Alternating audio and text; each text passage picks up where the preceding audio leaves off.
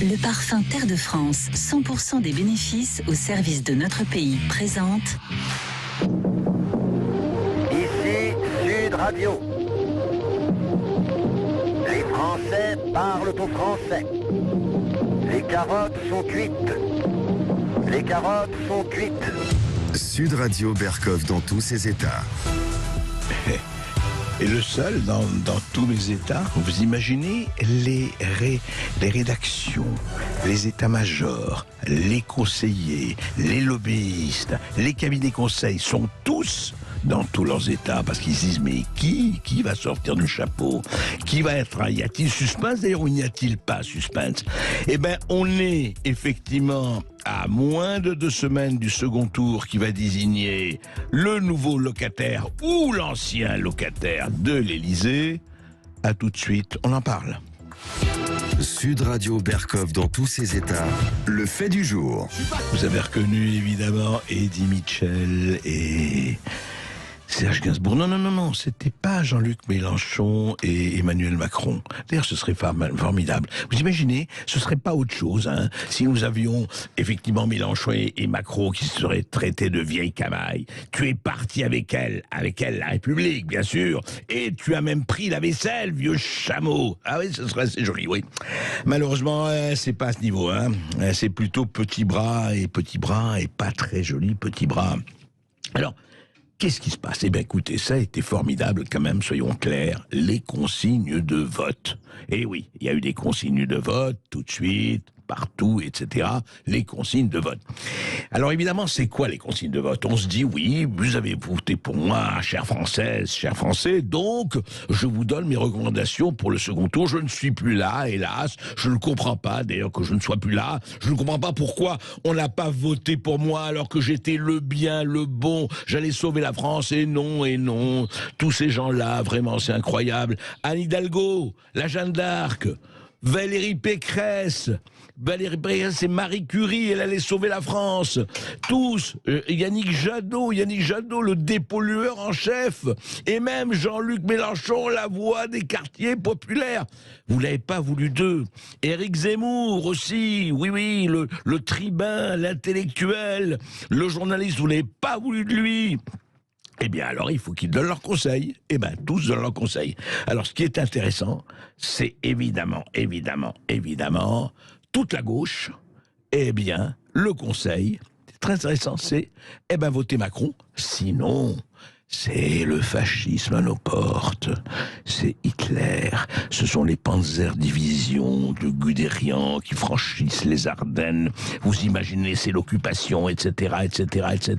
C'est formidable. Relisez votre livre d'histoire, écrivez des folliculaires apeurés. Magnifique. On est en 2022, mais ça ne fait rien. Allez, on est en 1940 pour un certain nombre de gens. Bon, ça les amuse et puis c'est leur intérêt.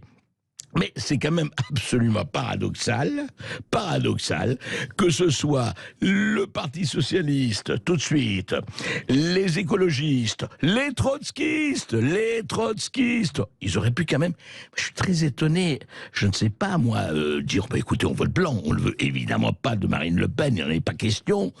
Bon, enfin, Emmanuel Macron non plus. Ah non, ils disent pas, on ne veut pas d'Emmanuel Macron, ils appellent à voter Emmanuel Macron, ou alors, ils font comme Jean-Luc Mélenchon, voici ce qu'il disait le soir du premier tour. Il ne faut pas donner une seule voix à Madame Le Pen. Il ne faut pas donner une seule voix à Madame Le Pen. Il ne faut pas donner une seule voix à Madame Le Pen. Et oui, il a été obligé de le redire 3 fois parce qu'on l'avait reproché, rappelez-vous, on l'avait reproché d'avoir rien dit le soir de 2017, du premier tour de 2017, il n'avait rien dit.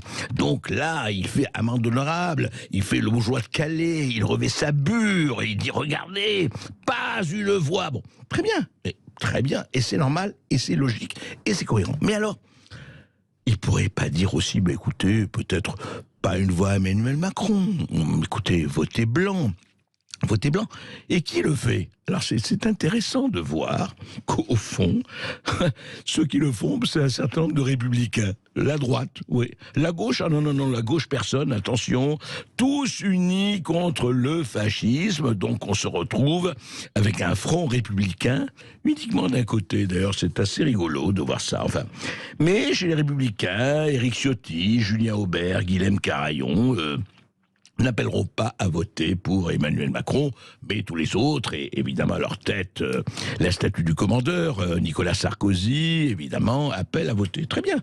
Mais c'est quand même intéressant, cette histoire. C'est que pendant tout le mandat, ou presque, d'Emmanuel Macron, ils se sont opposés, évidemment, à sa politique en disant « c'est pas possible ». Et il y a quelqu'un qui l'a fait, mais de manière encore beaucoup plus violente que Marine Le Pen. Et que Éric Zemmour, c'est Julien Aubert qui vient de publier hier, Julien Aubert, le député Les Républicains du Vaucluse.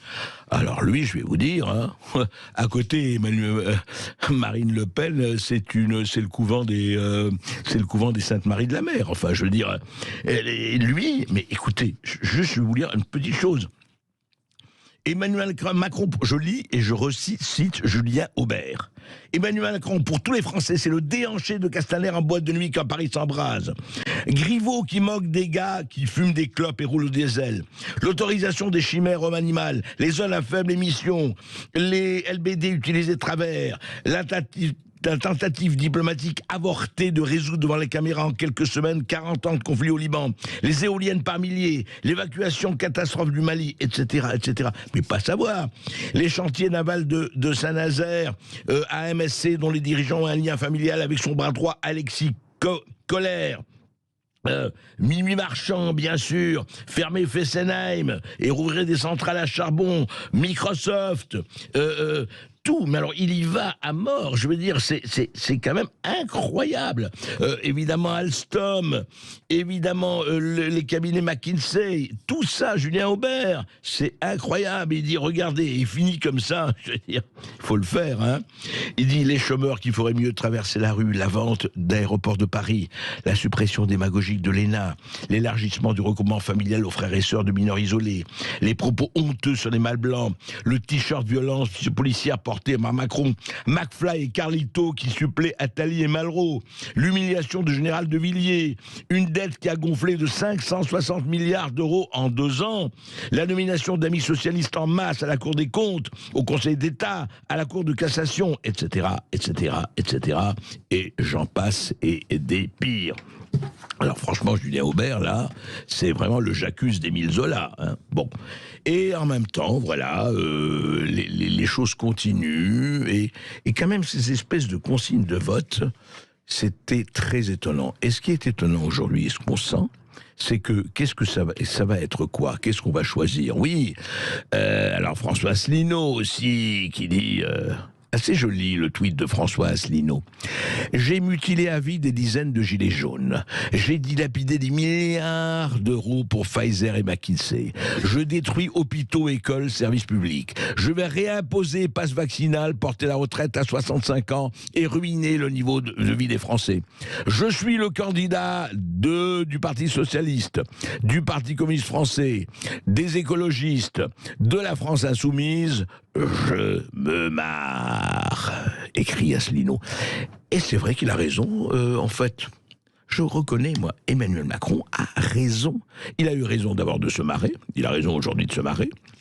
Il a raison aujourd'hui, effectivement, de dire que c'est assez étonnant aussi. Il a raison de dire que il n'avait pas à faire campagne, mais c'est vrai, il y avait eu la guerre en Ukraine, puis il y avait tout cela, il était occupé évidemment à gérer la France. Donc, qu'est-ce que vous aimez embêter avec vos débats? Oui, les grands débats avec les Français, sans problème. Mais les débats avec Zemmour ou Marine Le Pen, etc., j'en ferai un, évidemment, je suis obligé entre les 2 tours, mais le reste, il n'en est pas question, quoi, je veux dire, c'est clair.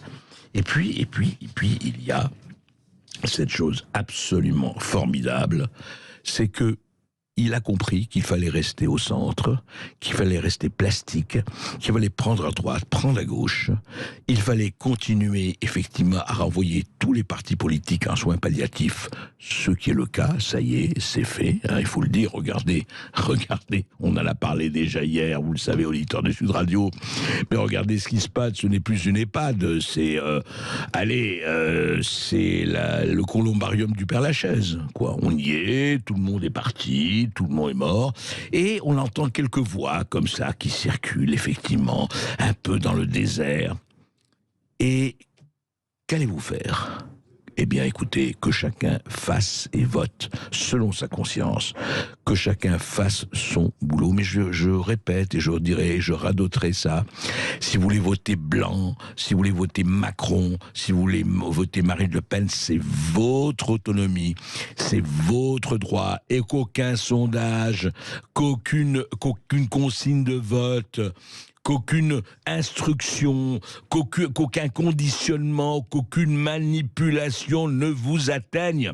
Vous êtes des hommes et des femmes libres. Vous savez ce que ça veut dire, libre ? Libre, ça veut dire responsable. Ça veut dire que vous avez une conscience pour décider. Ça veut dire que vous avez votre autonomie pour voter. Alors, les sollicitations, les pubs, etc., et les statistiques, etc., faites-en ce que vous voulez, mais faites-en des cocottes en papier et jetez-les à la poubelle. Ne pensez qu'à vous. On veut tous vous infantiliser, les pouvoirs. Les pouvoirs, ils ne veulent que ça. Quel que soit le pouvoir, droite et gauche, compagnie, ils veulent vous infantiliser. Ils veulent vous réduire à la fonction de robot. Eh ben, ne vous laissez pas faire. N'acceptez pas de vous laisser faire. Vous allez aux urnes parce que pour le moment, c'est la seule chose qui reste, puisqu'il n'y a pas de référendum d'initiative citoyenne, puisqu'il n'y a pas de référendum d'initiative populaire, puisqu'il n'y a pas le reste, puisque ce n'est pas en manifestant qu'on va régler les choses. Hélas, peut-être que ça aurait été bien. Enfin, ça, c'est un autre problème. Mais en attendant, vous allez faire quoi ? Eh bien, allez aux urnes. Et puis vérifiez s'il n'y a pas de trucage, s'il n'y a pas de tromperie, s'il n'y a pas des machines à voter qui ne fonctionnent pas bien. Je ne le pense pas, en France en tout cas.